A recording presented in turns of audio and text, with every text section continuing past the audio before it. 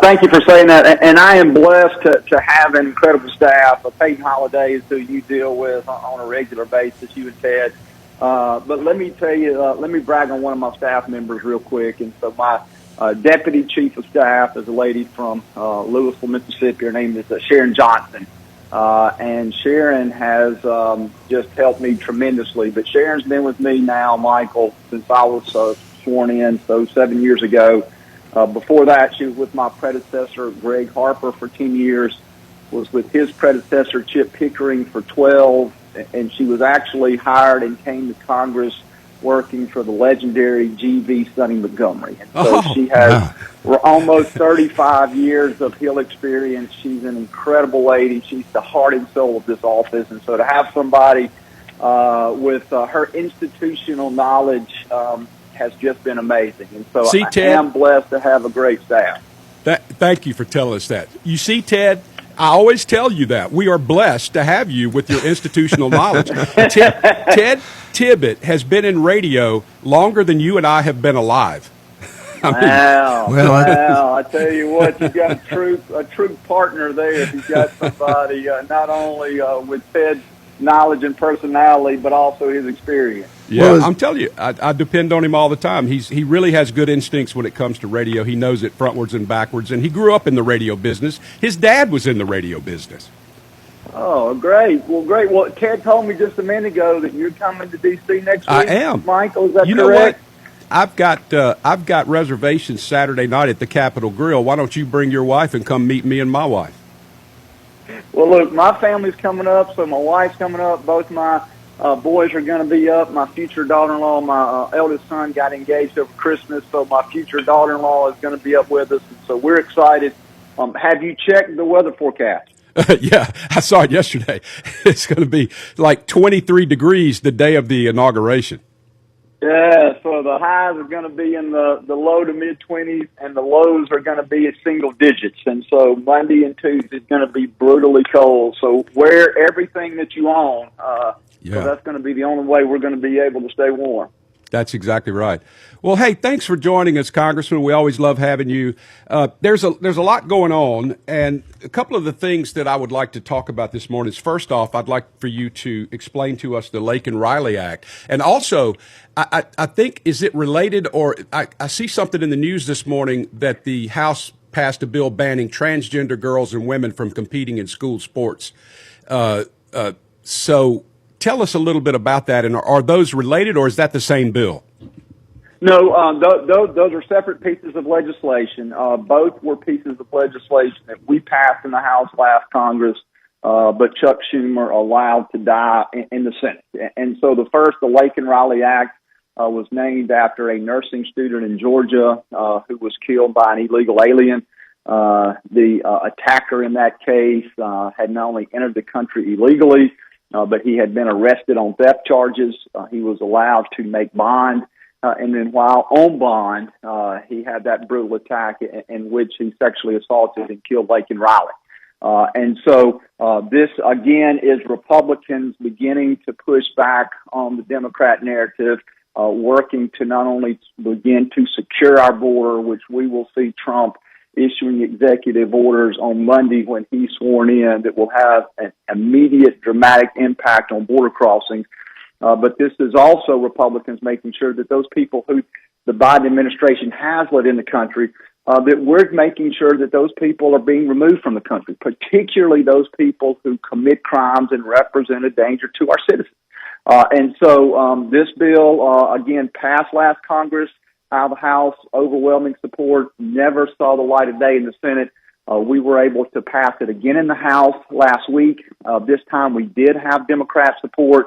The bill has begun the process to be taken up in the Senate, and our hope is that the Laken Riley Act will be the first bill that President Trump will have the ability to sign once he's sworn in.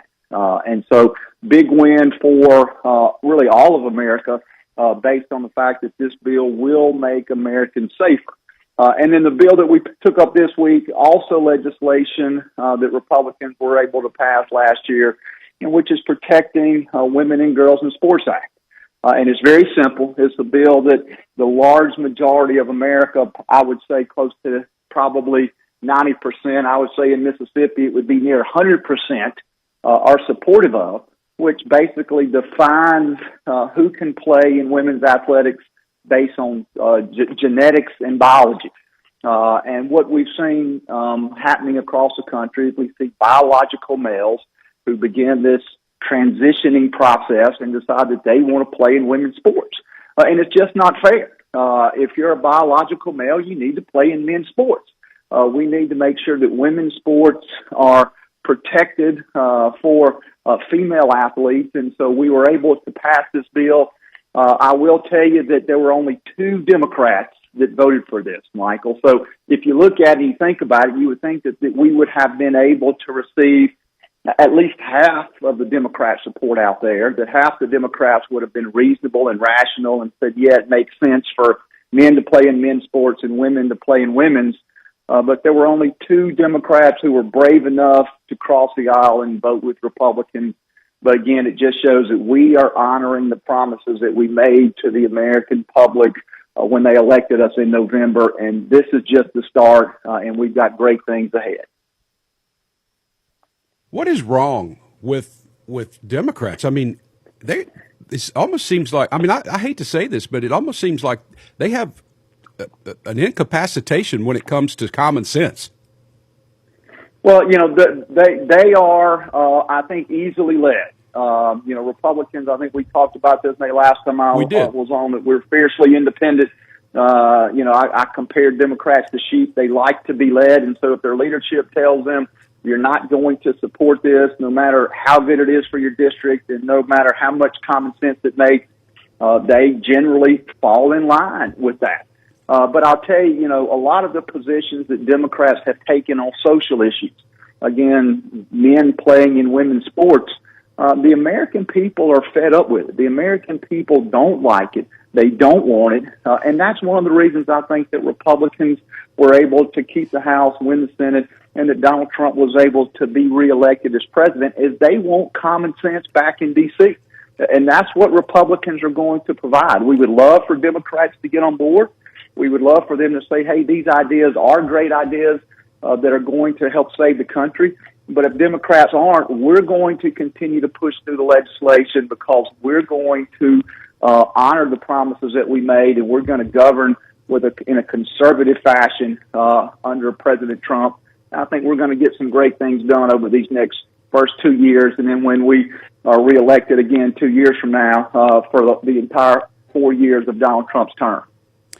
I got you. Well, you know, it doesn't appear, just my opinion, that the Democrats learned anything from this last election. It seems like they're going to go continually in the same direction. It appears that the crazy left wing has got control of the Democrat Party. That's what it seems like to me.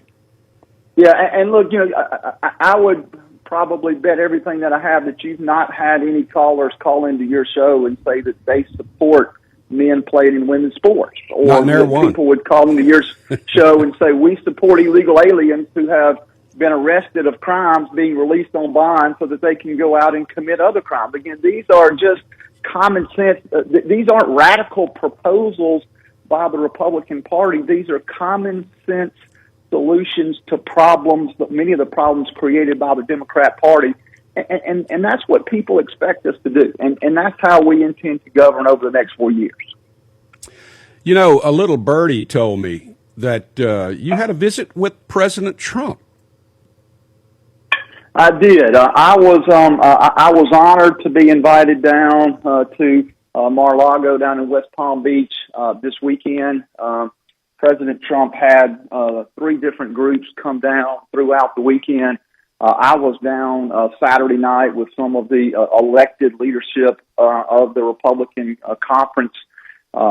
President Trump spent over an hour and a half with us. And so we sat down there at Mar-a-Lago, shared dinner with President Trump, and there was a small group of a little under 20 House members who were there with President for that hour and a half, being able to have a very somewhat intimate dialogue. And the fact, you know, nobody was reporting what we were saying. We were able to talk freely with the president.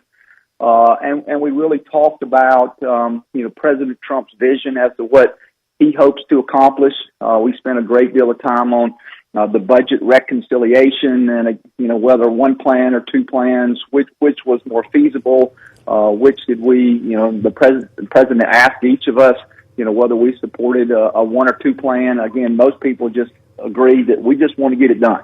One plan, two plans, three plans, whatever it takes to get it done for the American public.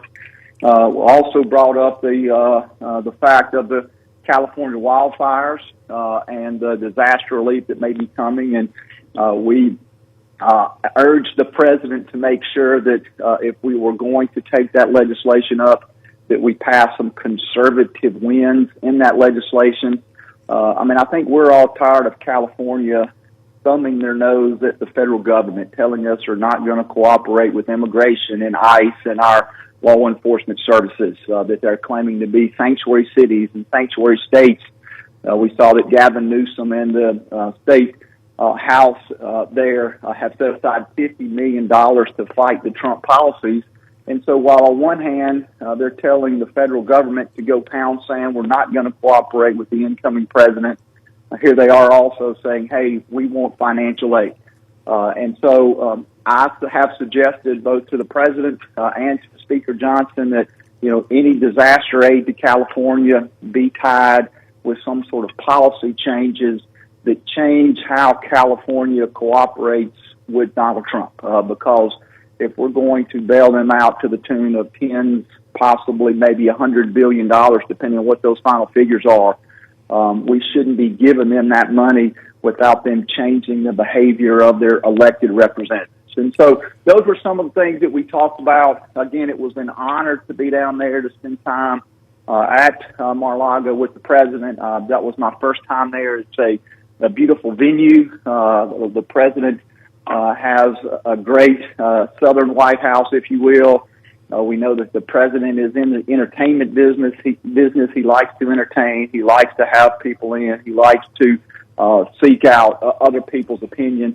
And so I was just incredibly proud to be our representative at Mar-a-Lago this weekend.